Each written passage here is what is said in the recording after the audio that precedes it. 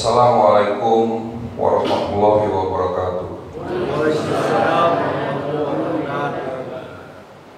Puji syukur kita panjatkan kehadirat Allah Subhanahu wa Ta'ala atas nikmat yang terus dilimpahkan kepada kita semua, baik nikmat Islam, nikmat iman, dan juga nikmat kesehatan.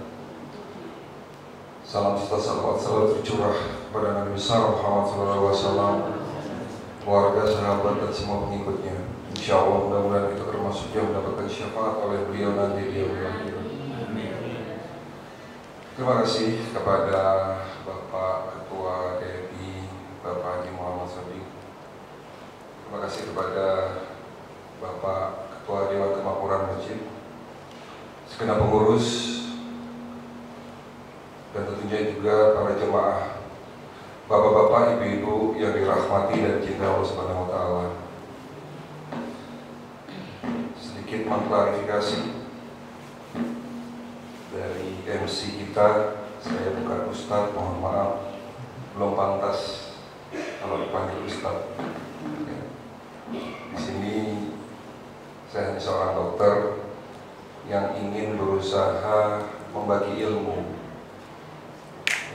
pada sesama Muslim, yang mudah-mudahan kedatangan saya di sini bisa menjadi manfaat buat Bapak Ibu sekalian. Pada kesempatan yang baik ini, sebetulnya saya ingin bercerita mengenai penyakit kronis, ya. Tapi karena memang kondisi hari ini yang sedang viral, ya, kita dihebohkan oleh satu makhluk kecil ciptaan Allah pastinya, yang namanya virus, ya.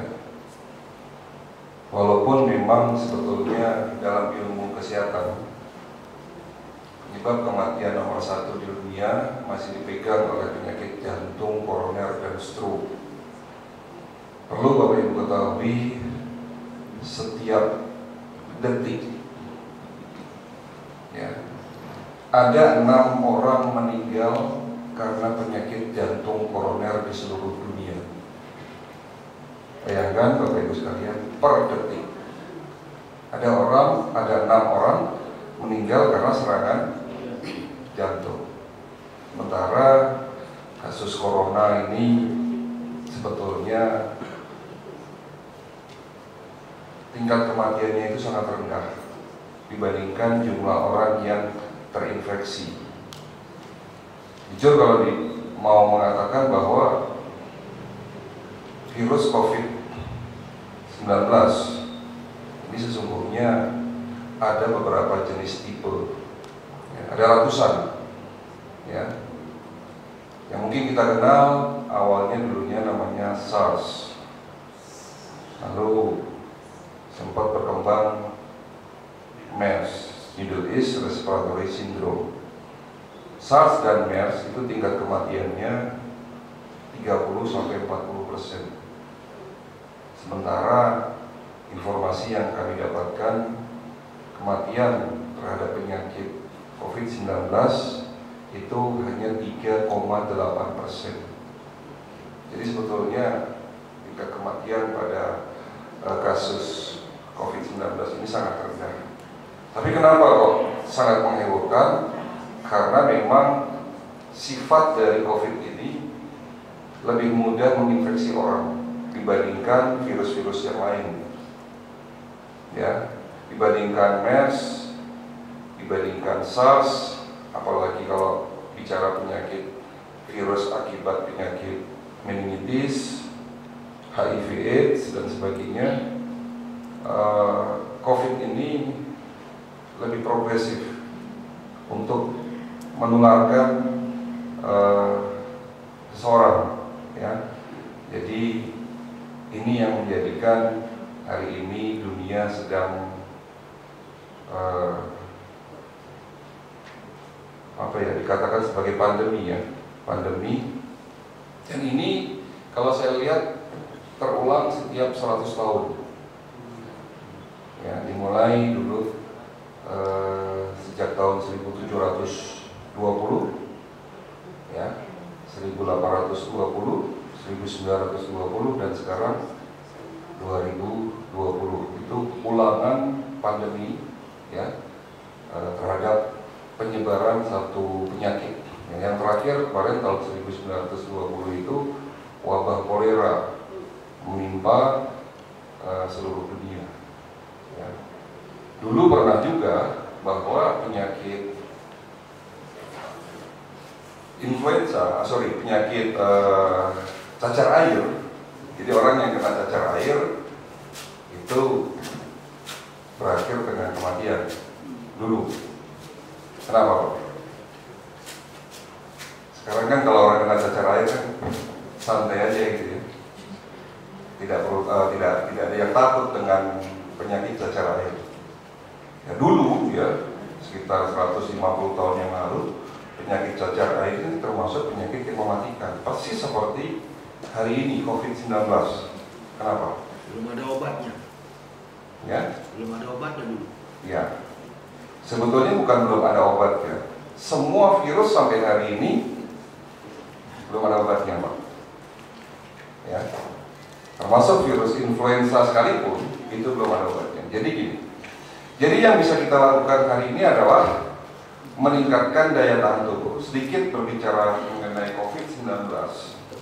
Di saat Bapak terinfeksi oleh penyakit virus tersebut, ya, di hari ketiga, ya, Bapak akan merasakan gejala-gejala yang berkaitan dengan penyakit tersebut. Ya, mulai dari demam, ya, terus batuk, flu dan sebagainya. Nah di hari ketujuh, jika daya tahan tubuh Bapak kuat, daya tahan tubuh ini akan keluar. Tolong perhatikan, ini penting sekali. Jika daya tahan tubuh Bapak kuat, di hari ketujuh imunitas dalam hal ini adalah sel darah putih dan tentara-tentara yang lain. Jadi tubuh kita ini kan dilengkapi oleh angkatan perang. Kalau negara kita, NKRI, dilindungi oleh angkatan perang, mulai dari angkatan darat, angkatan udara, angkatan laut, dan sebagainya gitu kan. Begitu juga dalam tubuh kita. Kita dilengkapi oleh Allah Subhanahu wa Ta'ala bahwa manusia adalah makhluk yang paling sempurna. Salah satunya adalah tubuh kita ini dilindungi oleh daya tahan tubuh, dalam hal ini adalah angkatan perang tubuh kita. Di saat virus itu masuk dalam tubuh kita, hari ketiga tubuh kita akan bereaksi terhadap virus tersebut berupa gejala yang pertama adalah demam, lalu disusul dengan batuk, pilek dan sebagainya. Di saat daya tahan tubuh Bapak kuat, hari ketujuh imunitas Bapak akan menyerang itu yang namanya virus. Oke, sampai sini paham? Dia akan keluar ke dalam semua sel-sel tubuh kita yang dihinggapi oleh virus. Dalam hal ini adalah saluran pernafasan. Ya, dia akan masuk ke dalam saluran pernafasan dan akan memakan virus-virus tersebut. Dan imunitas Bapak akan maksimal jumlahnya semakin banyak. Ya, itu di hari ke-14. Jadi kurvanya itu akan meningkat. Kurva produksi antibody. Nanti di hari ke-14 dia akan turun lagi. Ya. Kenapa turun? Karena di hari ke-14 adalah puncak-puncaknya di mana virus Bapak, virus yang masuk dalam tubuh kita ini sudah mulai habis dibunuh oleh imunitas. Dan di hari ke-21 tubuh Bapak sudah mulai punya memorinya terhadap si virus itu. Jadi cara kerja dari antibodi dalam tubuh kita seperti itu ya. Jadi ini juga salah satu teori dari vaksinasi. Ya. Jadi di saat nanti di hari ke-21 tubuh Bapak ya, dalam hal ini adalah angkatan perang Bapak sudah bisa mengenali bentuk virus tersebut. Artinya di hari ke-21 sudah terjadi kekebalan terhadap virus COVID-19. Dan suatu saat setelah hari ke-21 misalnya Bapak terinfeksi lagi, hanya butuh 1 kali 24 jam virus ini antibodi tubuh Bapak akan mematikan virus COVID-19. Jadi sebetulnya yang perlu kita lakukan hari ini adalah menguatkan dan meningkatkan daya tahan tubuh. Di saat Bapak sudah mulai gerges-gerges, sudah mulai demam, batuk dan sebagainya, apa yang harus Bapak lakukan? Bed rest total. Kenapa harus bed rest total? Kenapa? Karena di saat Bapak Ibu bed rest, tenaga kita ini dipakai untuk membentuk daya tahan tubuh, digunakan agar daya tahan tubuh kita ini maksimal melakukan tugasnya.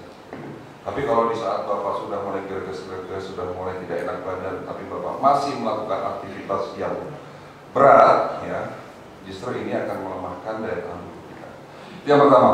Yang kedua, ya, minum air putih hangat per 30 menit sekali, 1 gelas. Itu salah satu upaya kita untuk meningkatkan daya tahan tubuh dan mengusir virus tersebut. Itu terus 30 menit sekali kita minum air putih hangat. Nah, tujuannya apa? Di saat virus itu masuk di dalam tenggorokan kita, ya, virus itu akan masuk. Kalau dengan minum air putih, virus tersebut akan masuk ke dalam lambung, dan di saat di lambung inilah dia akan mati seketika oleh asam lambung. Kalaupun misalnya virus itu masuk ke saluran nafas, nggak usah khawatir, kita punya angkatan perang. Dalam hal ini adalah imunitas, daya tahan tubuh. Jadi sebetulnya ada pertanyaan ke saya, Dok, bagaimana kalau orang yang sudah kena COVID, terinfeksi COVID, apakah berakhir dengan kematian? Ya, lagi saya katakan bahwa tingkat kematian penyakit virus atau COVID-19 ini sangat rendah, hanya 38%. 3,8%. Ya, jadi itu sekilas mengenai COVID-19. Jadi nanti kalau ada pertanyaan silakan ditanyakan di akhir cerita. Tetapi hari ini terus terang saya bukannya tidak mau membahas virus COVID-19 lebih banyak, karena tentunya ini sudah banyak disampaikan oleh media. Yang perlu kita lakukan hari ini tidak perlu panik, tidak perlu khawatir, tetapi tetap saja kita ikutin apa yang sudah menjadi kebijakan pemerintah, ya.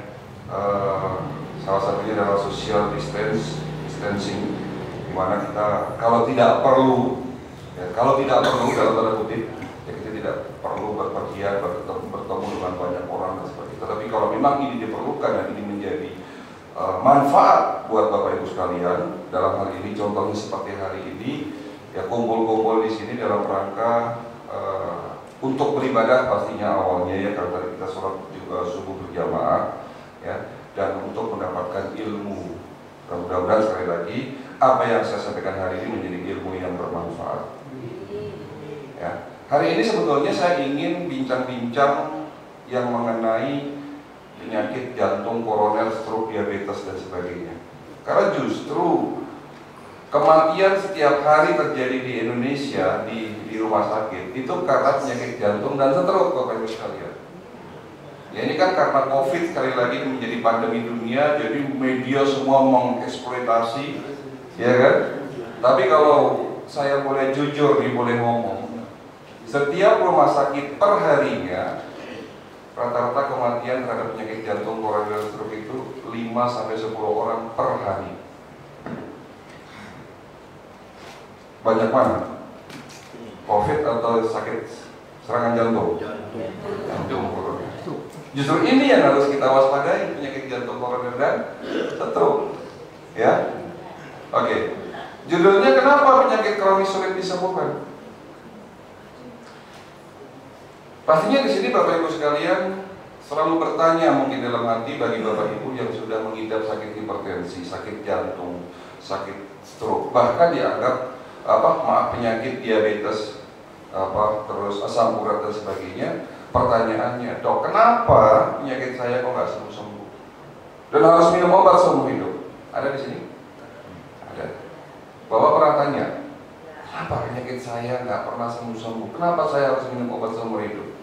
Apakah benar penyakit tersebut tidak ada obatnya? Sementara kita sering mendengar, ya, Rasulullah bersabda, likulidain dawaun, setiap penyakit pasti ada obatnya.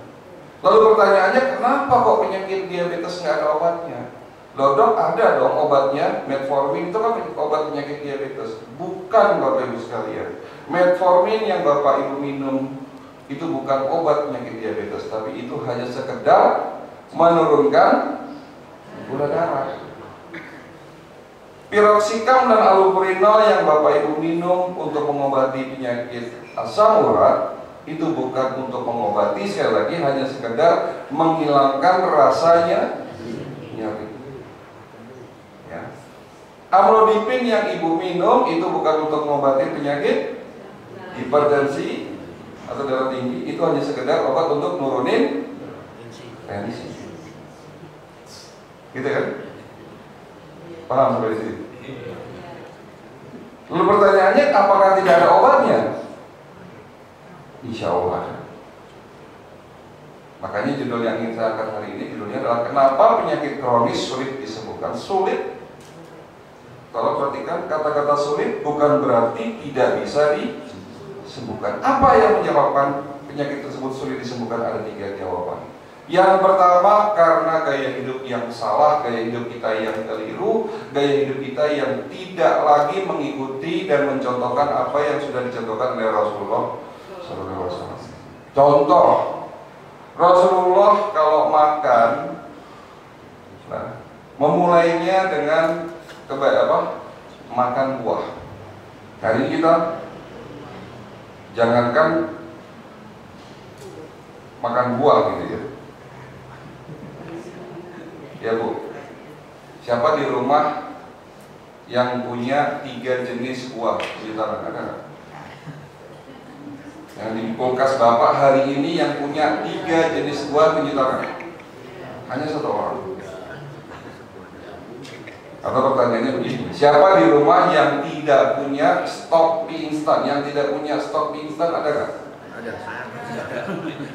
Yang tidak punya stok mie instan? Lagi habis pasti stok. Biasanya punya.